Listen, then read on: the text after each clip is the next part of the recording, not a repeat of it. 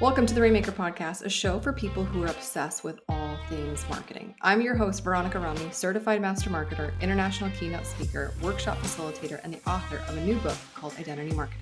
Each week, I interview rainmakers from brands big and small to pull back the curtain on what's actually working in marketing today. We dig into real life wins and losses and their very real consequences, and get into spicy discussions of marketing controversies and opposing philosophies.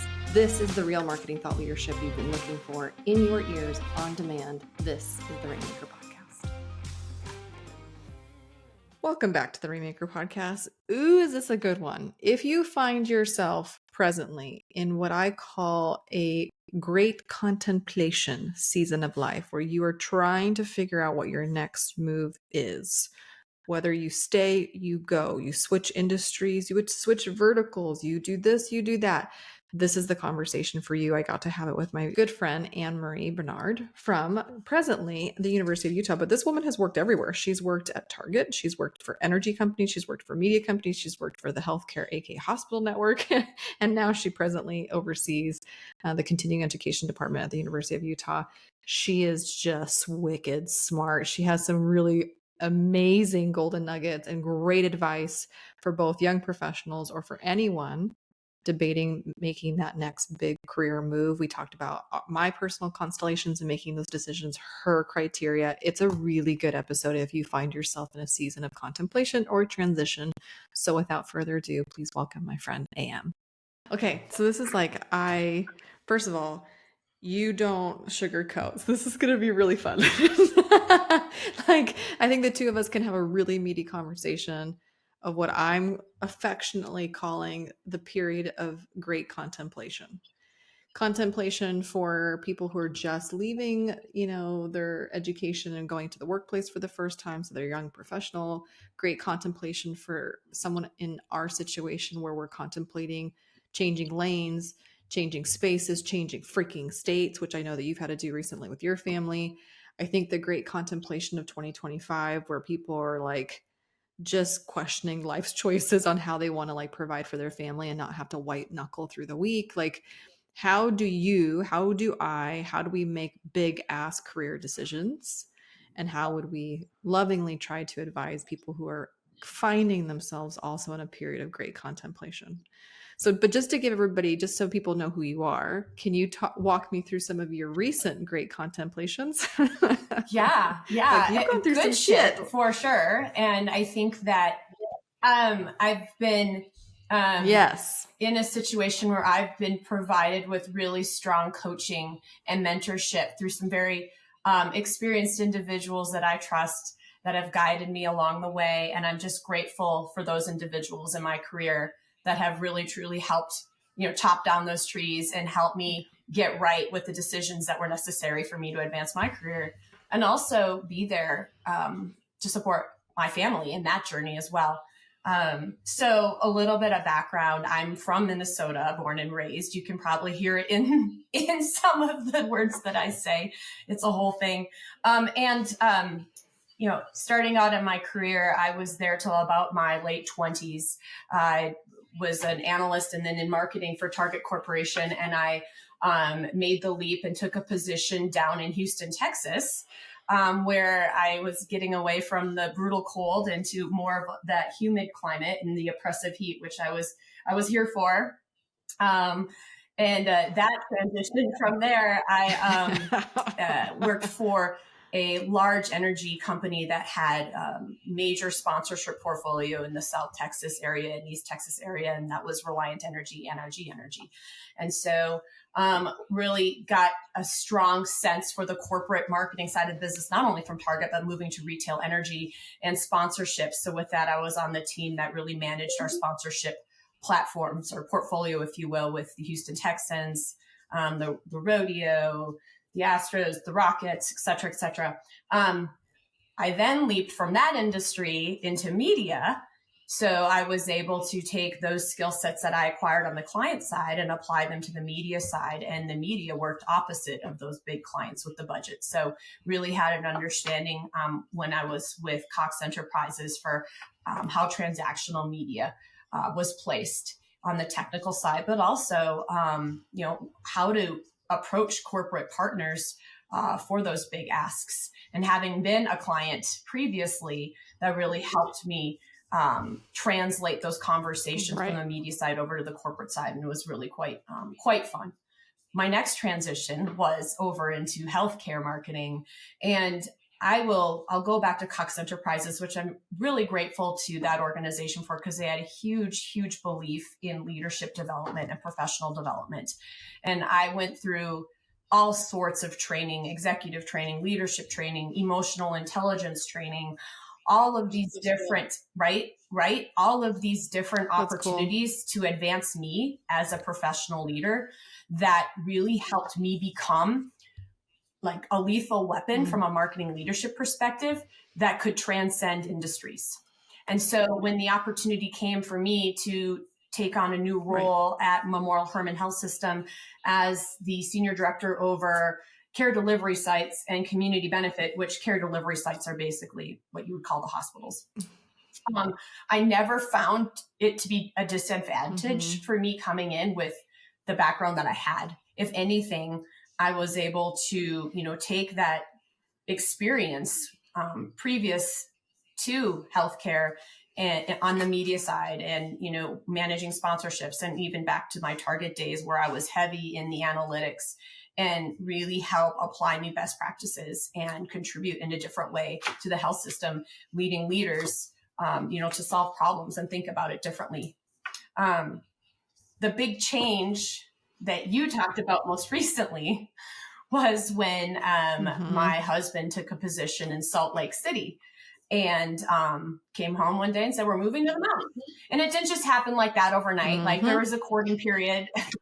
They flew me out there. I couldn't believe how fabulous my hair was in the mountain air. And I was like, this is it. We got to move here. I don't have to deal with infinity. Yes. But Amen. So in that journey, I was given an opportunity to speak to my husband's executive coach, who knew I was a very alpha female in my career and very much intent on staying with Memorial Hermann. I loved it. I loved the leadership team. I loved the work. I loved the individuals that I got to work with every single day. When we found out that we were moving to Salt Lake, within, days, I was basically faced with the decision that I needed to leave Memorial Hermann in a very amicable separation.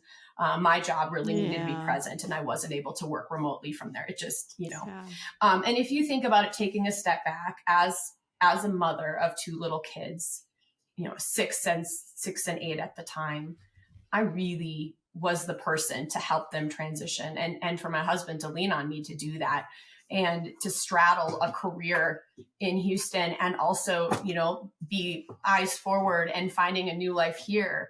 That was going to be a real big challenge. So I'm really grateful that that happened. And I'm, forever also grateful to the leaders at Memorial Hermann that helped me land where I am today, because they, of course, endorsed me for the position that I have. And that is basically a senior director over senior director of marketing communications at the University of Utah's Connected or Office of Continuing Education. So going back to the conversation I had with my husband's executive coach, who was a total boss. Of course. He's like, you really need to alphas listen to other alphas. And we get on this video call, and she knows a bit about me, of course, because she also had to coach me through the interview process, because they were interviewing me as much as they were interviewing him at some point, right? She's like, listen, your career, you just need to put on a different lens right now. You had this vision of staying at Memorial Hermann in this major health system in a wonderful environment, and that's not the path anymore. You need to pivot, and you need to accept that this is your new journey. And it's time for Jamie to lead the way. It's time for you to get behind that. And in Houston, I had the luxury of doing both, right? Because Energy is headquartered in Houston, essentially, right? It's the center of it. And also I could have a really strong, amazing career. So when we had this choice to move our family out to Salt Lake, I knew no one here. professionally, and thinking about the amazing matrix of connections I had in Houston. How do I take that and synthesize that into a new professional environment, even personally with relationships in Salt Lake City, in Utah? So, she really helped me understand that sometimes it's okay not to be an alpha. Sometimes it's okay to follow and recreate your new career foundation, if you will. And in that, I ended up going on a trip to Salt Lake City to take a look at property with him, right? And here we are. I know I'm going to be leaving Memorial Hermann some point in the fall. This is probably in August. And I'm thinking to myself, okay, Salt Lake City. Okay, surely there are some big companies here, because I'm used to major corporations. I'm used to complex matrix-driven environments. I love it. I thrive in it. Yeah. And I like a marketing budget that we can maximize and optimize and play with for the betterment of the business, of course. And so one day I'm sipping on my wine in our hotel room, and I'm like, okay, all right. So what companies are headquartered here, and what companies might have a marketing budget that I can do something with? And who might be hiring? So I think, okay, sponsorships. If you can afford an NBA sponsorship, and I know the Utah Jazz is here. When you shared this with me, I was like, brilliant, freaking brilliant. Keep going. The Sherlock, listen to what she's saying, guys. The Sherlock Holmes that you did. You have the so smart. expendable budget and resources to invest in a professional sports sponsorship, especially the NBA, which is, a very, what's the word I want to look for? It's a very confident sponsorship, if you will. It's a 6-figure, 7-figure, whatever it is. It's a flex. Yeah, hey, it's a flex. It's a flex. For the NBA, and I love her dearly, and her and I have some real strong debates coming from my side of the business. That's how I met her, actually. So she's lovely. Anyway, yes. I figured if you were a sponsor of the Utah Jazz, surely you have a marketing budget and a marketing team and somewhere that could be a great destination where I can immediately add value. Sure enough, the University of Utah was one of the corporate sponsors. It was U of U Health. At any rate, I was clicked on that website, clicked on careers, and lo and behold, my job was posted. Now, I'll say this. I didn't know anyone over there. This might have been my second glass of wine in, but anyway, I submitted my resume even after I read the line that says must have higher education experience. And I thought to myself, I worked in healthcare marketing in Houston, Texas, and which is super complicated, very, very much as much as it was. Yeah, it is. It's not like it's a gauntlet. It is, if not just as, if not more complicated than higher education. So whatever, I'm just going to go ahead and submit. And a week later, driving through downtown Houston, doing some sort of work. I don't know. I was headed to a meeting for some part of my role. Anyway, I get a call, and it was the University of Utah's team. And a month later, I had an offer in hand, and here I am today. Okay, so let me just summarize this, because I'm in awe of you. Like, you're such a badass. Like, I'm just kind of in awe of you. And we have a lot in common just because we're both moms. We both have also very career ambitious spouses. We have 2 little kids. I mean, now they're middles. Like, they're not littles, they're middles, right? And so we're in the throes of their social life and all their stuff. And we are highly ambitious females. Like, we are very much the lionesses as well. And we'll throw down with the lion if we need to. So I just am in awe of you. I find your career fascinating to me because you literally retail, energy, media, healthcare, aka hospitals, and now you're in a university. Right. I'm like, what the fuck? Like, it's wild. You're one of those humans that you could literally put in any industry and make it work. Like, you're like the runway show, like, make it work. You're like, I will make it work. That's just who you are. That's your personality. But with that said, because you are this highly skilled Swiss Army knife of a leader, a marketer, a professional of professionals, like, sometimes also we get burdened by the overwhelming opportunity that could be available to us, because you can kind of go anywhere, do anything that you really wanted to. When I see that wine is part of the Oh my gosh, ingredients of you're right. how to decide like when contemplating moves, wine is an aid. But like, do you have some kind of framework, system, constellation? Like, do you have like, these are the 4 pillars, and if any of these are red light, then I won't continue past go? Like, how do you make personal decisions for yourself, but also how do we, it's almost like then we take that and we train the people that we're managing, because they're young professionals too. So I'm just curious, like, how you make these big Well, ass I life think the decisions. first thing that I would say, and this might be a little old school in me, but you have to take care of yourself and your home and your health, your family. You need to be able Totally. to provide, the sustenance that allows for that to thrive. Because if it's not happening at home, if it's not happening for you personally, it's never going to happen professionally, right? And it's never going to be a so 100%. I say that because I think it's really important to make sure you understand, like, where, like, what type of life do you want to live and what's important to you in that. For me, I wanted to make sure that we had, I always had amazing benefits. I always wanted to make sure my health was prioritized in this entire journey that we have, because if you don't have your health, you don't have anything.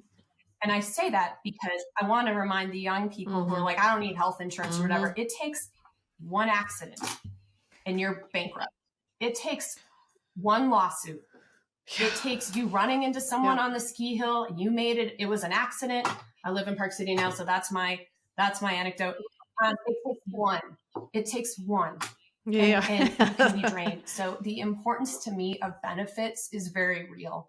And so is not why I picked my position per se, but it's why I was willing to go and pursue a career in Houston, Texas, because it was a full-time career opportunity with 401k, with an amazing health benefits package. I had that at Target.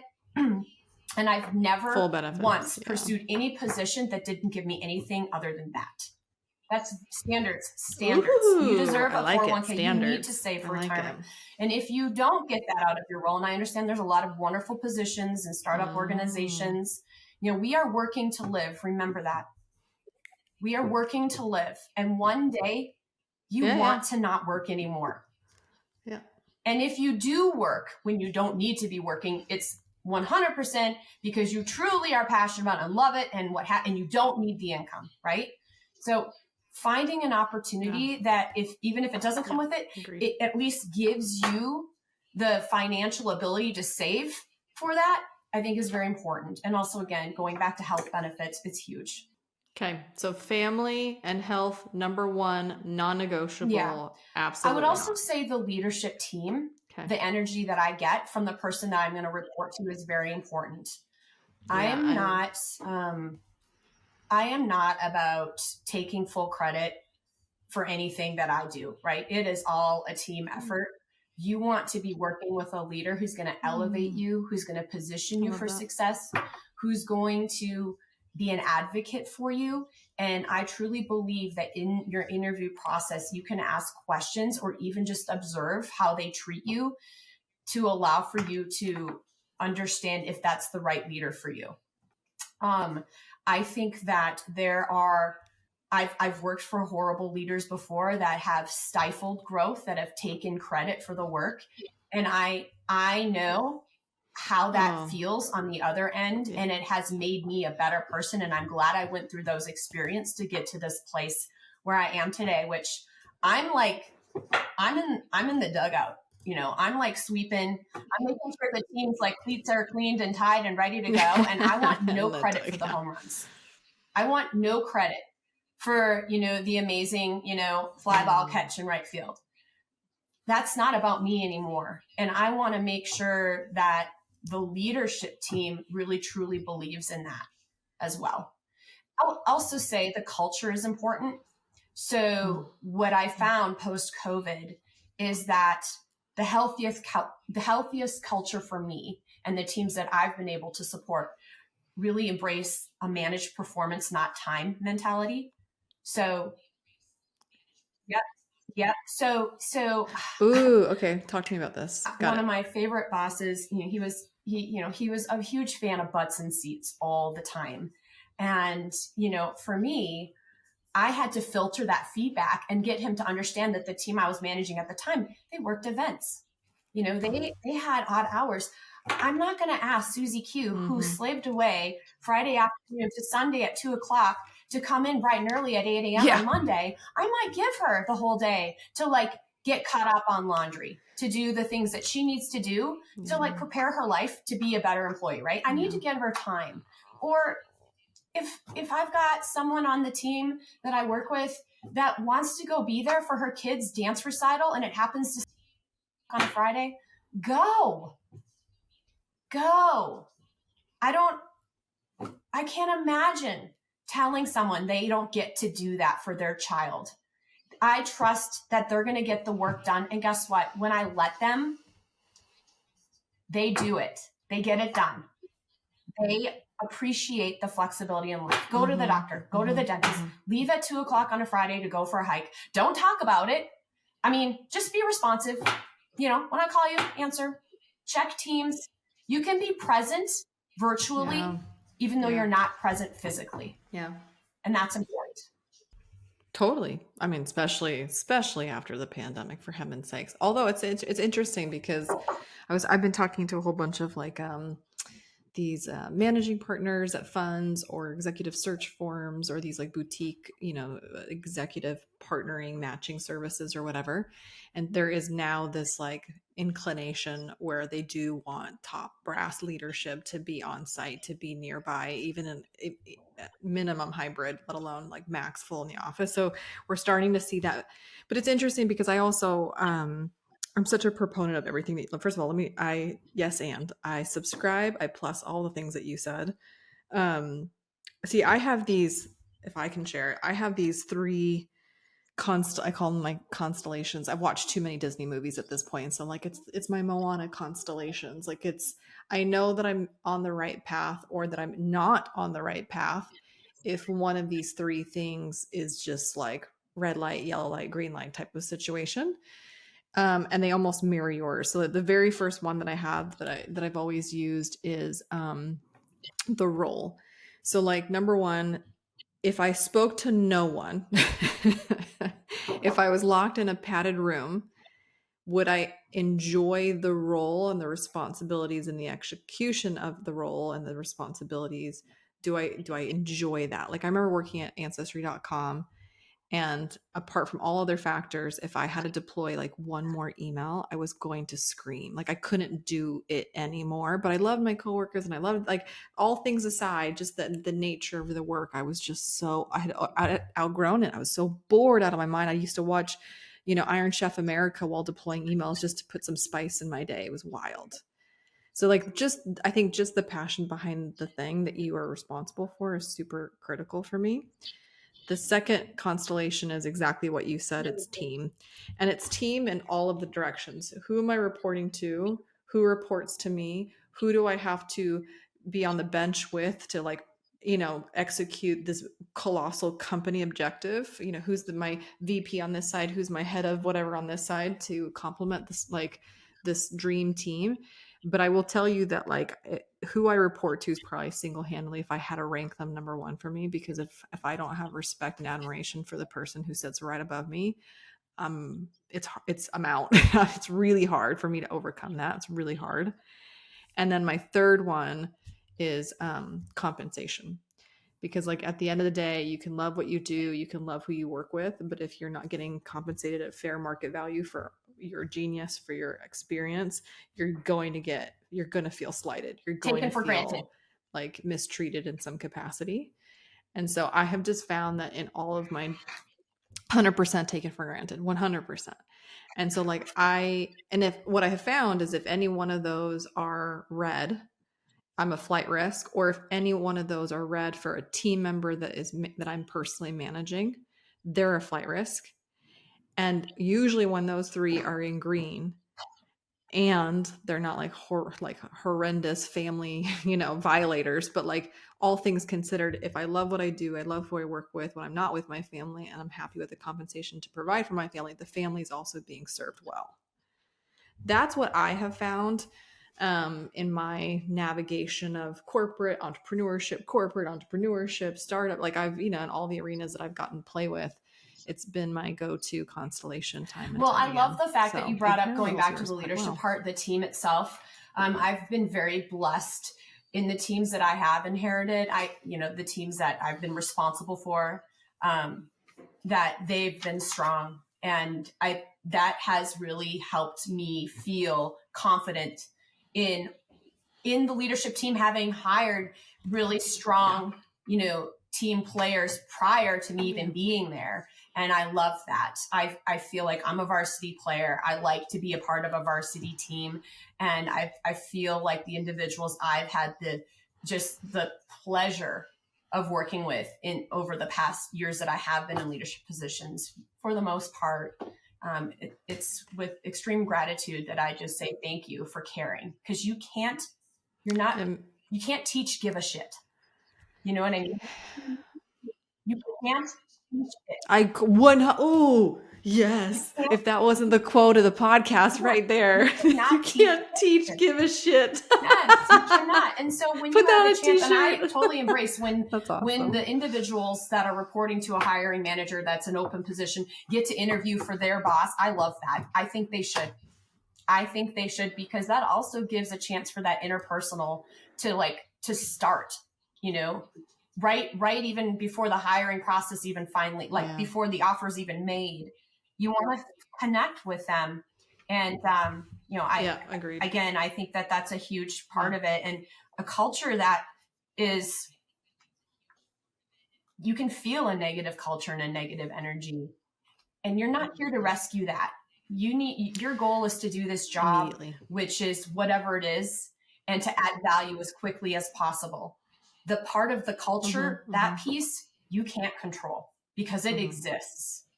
And so you need to be really eyes wide open during the interview process. That compensation, yep, that's the last thing I would have said, but I agree it's important, because you definitely don't want to be taken advantage. But here's the deal. In the filtering process, HR, whatever, is going to tell you what the range is. So don't even waste anyone's time. If you're not even in that ballpark, like if they're not going to meet you where you need to be, let it go, move on, because you're not going to be satisfied no matter what the benefits are, what the team is, whatever it is. Yeah. But that's my rule. But I agree with you. What's interesting, and maybe it's just my, it's a unique experience. I've worked with some big like household names or online personality, personas or whatever brands. So like, for example, like people would kill to put Google or Meta on their resume, or like, oh, I would love to work at Boss Babe or whatever. And so what they'll do is they'll willingly take a pay cut or get paid less than they know their fair market value is, so that they can like work at these companies. And what I've seen in being in the HR conversations with company is that the company will like, yeah, we're getting her for a steal.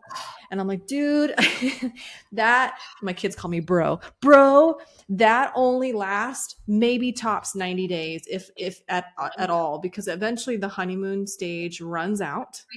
And that person will be very quickly reminded that they're getting paid 20 grand less, 30 grand less, whatever it is less, for the same output that they could get somewhere else that's not this household name or fancy name on the resume. As soon as like that honeymoon kind of disillusionment wears off, they're going to ask for more money. And now we have an issue when you could have avoided it from the jump. So I don't like when companies know they're getting a steal and they're underpaying somebody because they're touting the equity of the name of the company. That bothers me deeply. Yeah. I think it's not fair. I won't name names or companies that I understand that happen, or industries. But anyway, yeah, I agree with that. I think, it's unfortunate that people find themselves in situations, but I will also say that major corporations also have a very regimented pay scale where you get hired in and you're in a range. Yeah. And if you're at the top of that range and you're already underpaid, Here you are. They have to.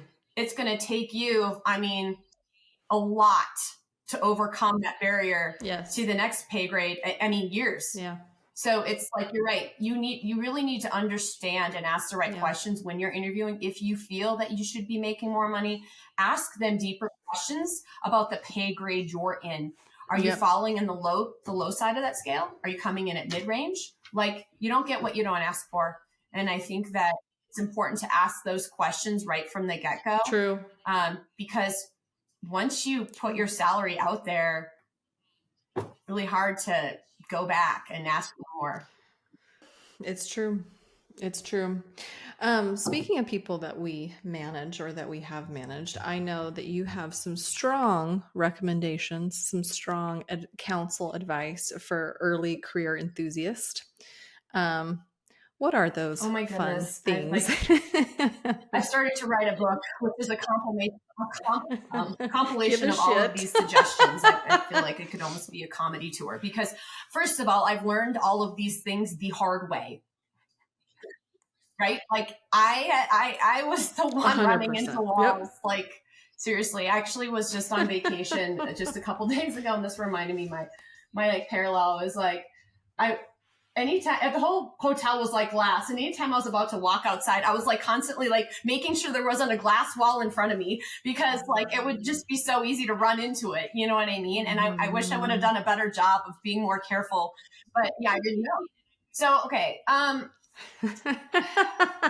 What do I want to say?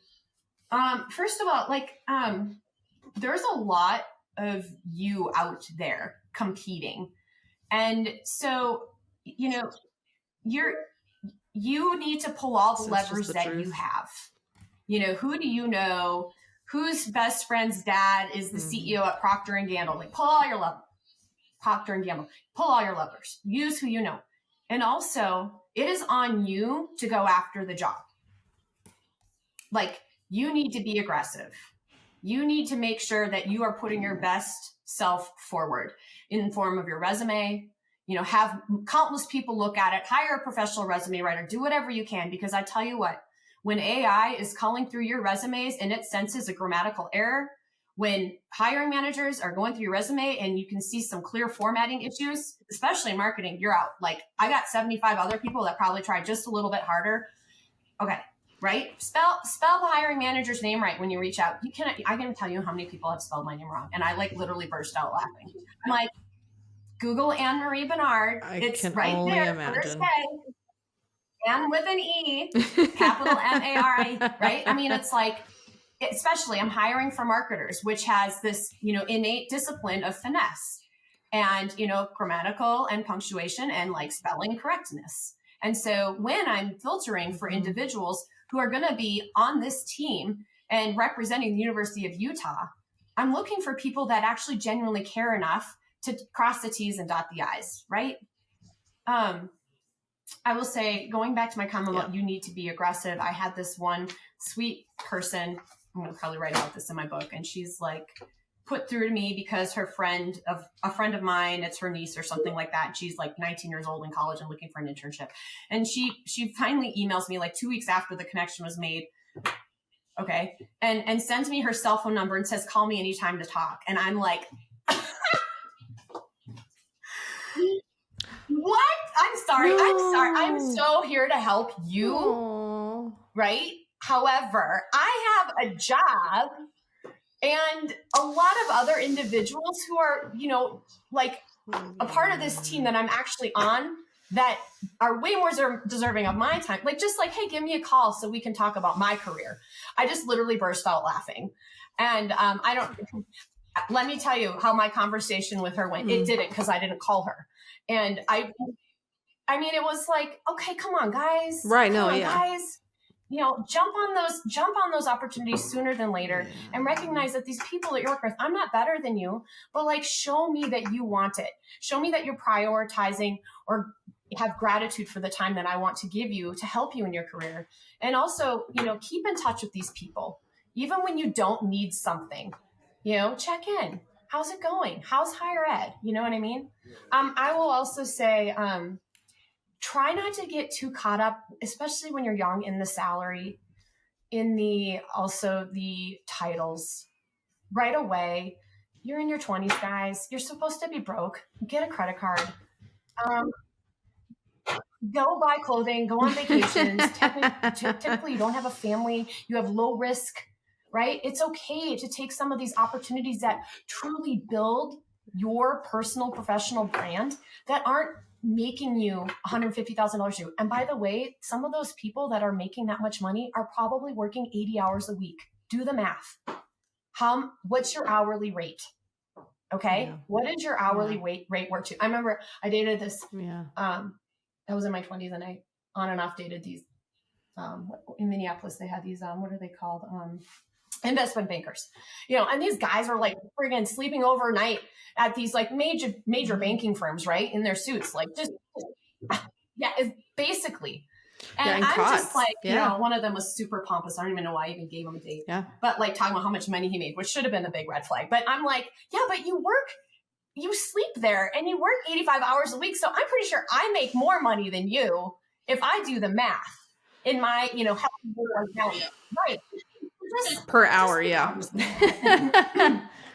That's funny. Those are some things that I would tell people right away. Just look at the responsibilities, look at the opportunity, and recognize that you're still gaining experience.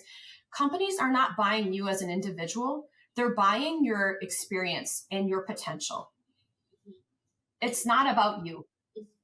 Mm-hmm. It's about how you can make them better. It's interesting to me that like, whether you're just starting out or you're already like in your 30s, your 40s, like you're well into your career, like we're in it, kind of coming around the corner, so to speak, second, third base. But it's like,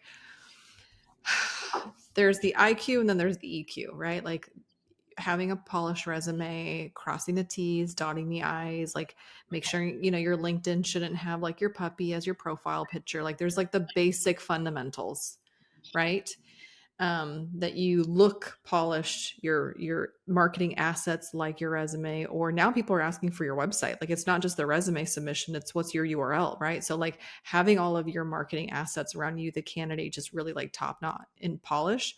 But then once that is done or achieved with the assistance of AI or service providers or whatever, then there's just this EQ arena, and which again, I go back to what you said, like you can't teach, give a shit. I want to put that on a t-shirt so bad, but it's like, I don't understand when either candidates or internal staff members put the burden of caloric calorie consumption on their employer or the recruiter. I don't understand that. Like, you can frame it differently. Like, I don't like problems people, I like solutions people. But the whole point is that like you're coming to the table, pulling and already putting in some sweat equity of some kind. Like, I'm not going to call you. Listen, Anne Marie, I looked you up. I'm so impressed by your career. I can't I'm admiring what you've done. You worked here and here and here. I aspire to do something similar. Hello, we're having a conversation with a human. Have you done your homework? Can you showcase that you've done you don't have to be thirsty, but you do need to show that you do want it. And you do need to show that you've put in some energy and effort, that it's not like just flippant. And it's the same thing with internal staff members, especially young professionals. If you identify something proactively, or you're given an assignment where you encounter some obstacles, don't come to me with those obstacles without also thinking about some solutions in your own accord. Like, I just think there is an EQ that is very difficult to mentor unless it's been modeled. And like, I'm the same way. Like when I worked at ancestry.com, I cringe at some of the things I bitched about. Like, oh, I don't like the trash can, or I don't even remember what it was. It was like really stupid stuff, like office supplies, or like the position of my cube. And then the next job I had, like my cube was right next to the bathroom. Like, well, I had it better and I didn't realize I had it better. But you don't know these things until you go through these things. And I don't know how to shortcut that. I love that. I think I totally get it. I think that EQ is so important, and it is not something you're born with. I think that there are lots of really great resources like Emotional Intelligence 1.0, 2.0. Read the book. It's so great. Read it early in your career. You have triggers. Yeah. You were born with triggers that set you off. You are in a professional space. There are rules of engagement, and how I coach the teams that I've been blessed to work for is really, it's not about what you do. Yep, we'll check the box. That's why we hired you. Surely you can deliver results. It's about how you do it. It's the sportsmanlike conduct in how you approach your job that separates someone who's good from someone who's great, right? It's like a leader who says, could, should, but doesn't, right? Someone who actually does and gets it done is like amazing. And, there are just some core values that I think are really important for us to embrace as business professionals, no matter what age we're at. It's, kind of like this one keynote speaker at a healthcare conference I attended, he said, you need to be your higher self, HIRE, whenever you pursue the work. So dig back to that interview question you had. Tell me about a time you handled a stressful situation. And then here you are, got the job, and you're in a stressful situation. What are you going to do? Well, first I'm going to lose my shit and have an emotional breakdown. And then I'm going to send 4 snarky emails. And then I'm going to leave you out the door and go get hammered. So that's not what you said you would do. Is you would think for a moment, you would ask some more questions, and then you would think about positive intent. And then, you know what I mean? Like, remember who you said you were going to be when you wanted this job, and be that person and find it. Take a deep breath. I'll also say, taking this down to people that are more tenured like me, I feel like the strength of a leader is truly defined, not about what they've done, but how they've handled those tough situations, because shit's going to happen. And the last thing you need is a leader to lose their minds, to start yelling and placing blame, to start panicking. What you need is a leader that's going to take it all in and go back to that Rolodex of experiences, handle the situation with EQ, with stability, and with confidence, so that the team can get behind that and find that solution and the permanent fix as quickly as possible. That's why leaders are hired, to lead teams through the tough situations. It's really great to be a leader when shit's great, right? It's really easy. The hardest part, the part that makes us better, is when we run into walls. This is interesting to me because it's so funny, like going through, these kind of interview processes or different layers or whatever to, these job searches. A lot of them will do these like assessments on personality and attributes and things like that. I'm like, I feel like there's only one. There's just one that's required, which is like, can we give an assessment on how people effectively regulate their nervous system? Yeah, thanks. It goes back to what you're saying. It's not what. If you're this far into the interview process or you're this far into the career, the assumption is you can do the dang thing. Like you can do it. It's not a matter of whether or not you can, because that should be a given. At this stage, at this point, it's the manner in which you do it. How are you showing up? How are you performing? How are you leading a team or being a part of a team? It goes back to like, how well do you know yourself? But we do this fun thing on the podcast. I don't know if you knew this, but like I leave the last question for the guests to ask me whatever they want, because I got to ask you whatever the hell I wanted. So I leave the last question for you. So tell me about a time when, I'm just kidding.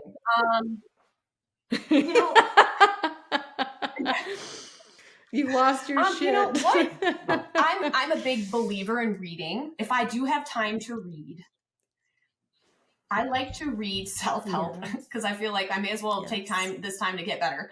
I've read a lot of books. I've listened to a lot of books. I mean, my husband's my rock. He gives me a lot of really great advice. But like, we are big believers in absorbing content about professional development. Like, what would you suggest for someone like me?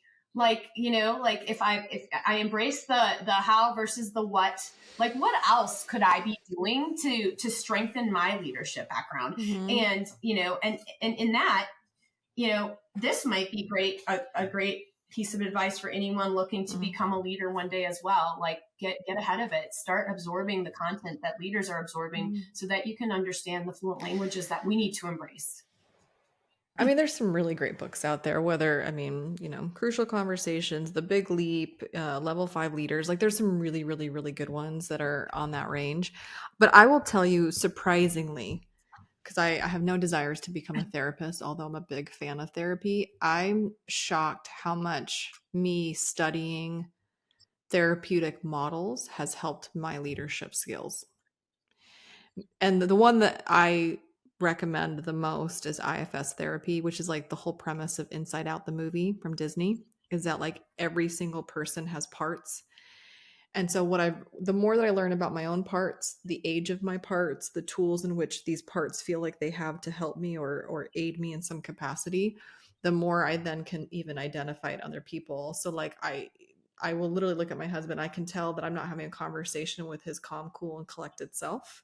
I'm having a conversation with one of his protector parts who got agitated by something. And I'm like, okay, we can't even progress in this conversation while that part of you is over functioning because they feel like I've come to storm the castle. And now I can't even reach you in the manner in which I need to reach you to have a really deep conversation.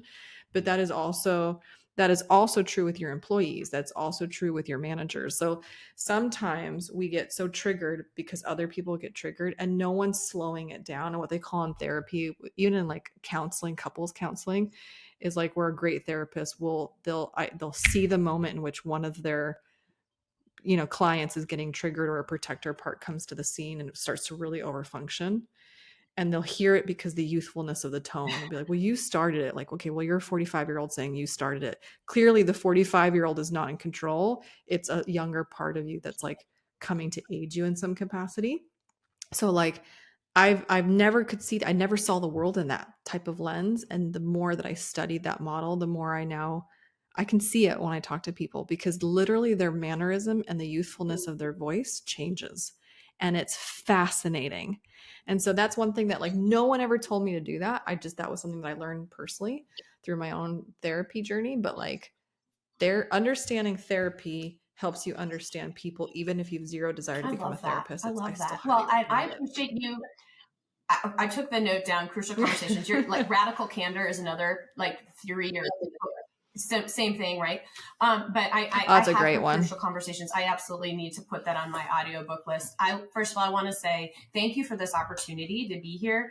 I hate talking about myself. So like having to respond to a bunch of questions, I'm like unnerved about the fact that like this is going to be a bunch of me talking. And I really believe in the importance of being interested in others, not just interesting. And I feel like I appreciate you giving me the opportunity to ask you something at the end. So thank you for that.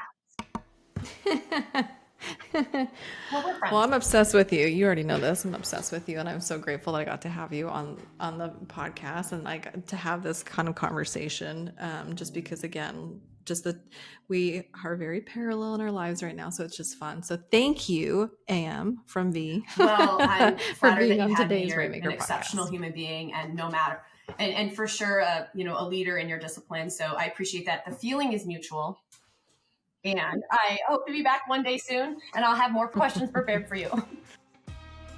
Thanks for listening today. If you've loved what you heard, make sure to rate the show, subscribe, and leave a review. It helps us get the Rainmaker podcast in front of more passionate marketers just like you. And if you're ready to transform your marketing from buy this to be this, pick up my new identity marketing book available on my website at veronicarami.com. Until next time, my friends, keep making it rain.